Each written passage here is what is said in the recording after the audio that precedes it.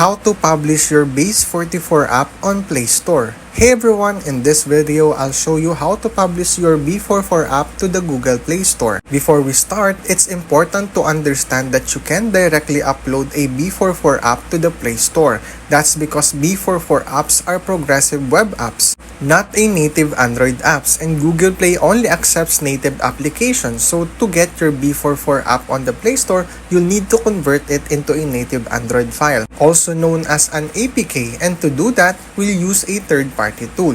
First, make sure your B44 app is fully built and published. Copy the live URL of your app. We'll need that in a moment. Next, open your browser and go to the app myweb.net.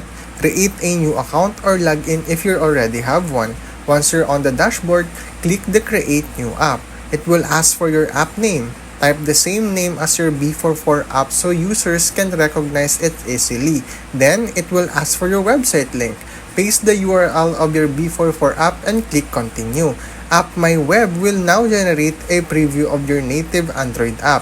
You can scroll through the preview to see exactly how it will look like on mobile devices. If something doesn't look right, go back to your B44 project, make any needed changes, republish, and then return here. Once everything looks perfect, follow the steps on App My Web to generate your APK file. Note that some features or download options may require a paid plan, depending on the platform's policy.